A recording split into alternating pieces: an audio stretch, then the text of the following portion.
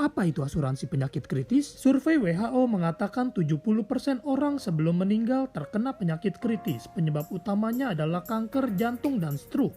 Apa yang terjadi ketika seseorang terkena penyakit kritis? Bagaimana jika dibutuhkan dana pengobatan hingga 1 miliar?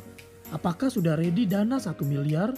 Lalu bagaimana jika kita sudah memiliki asuransi kesehatan?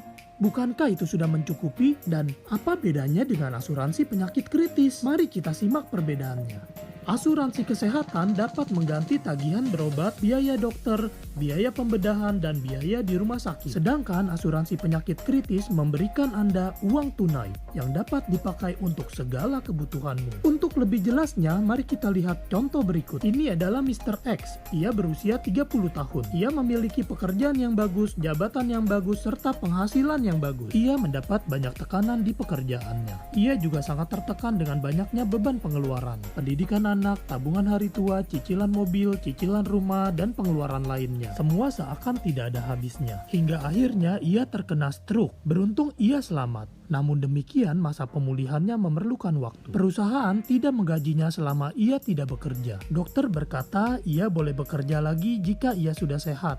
Namun stroke adalah penyakit kritis. Pengobatan stroke memerlukan waktu yang tidak sedikit.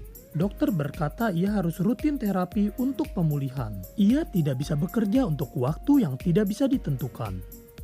Yang jadi masalah adalah penghasilannya stop. Namun bagaimana dengan biaya hidup? Apakah biaya hidup bisa stop? Tentunya tidak.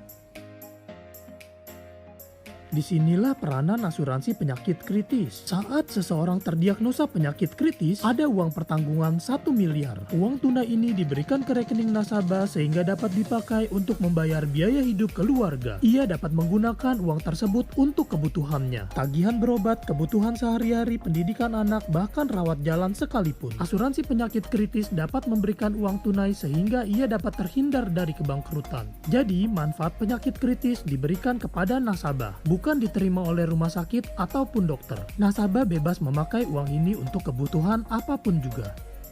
Biaya rumah sakit, cicilan, biaya pendidikan anak, dan bahkan kebutuhan hidup.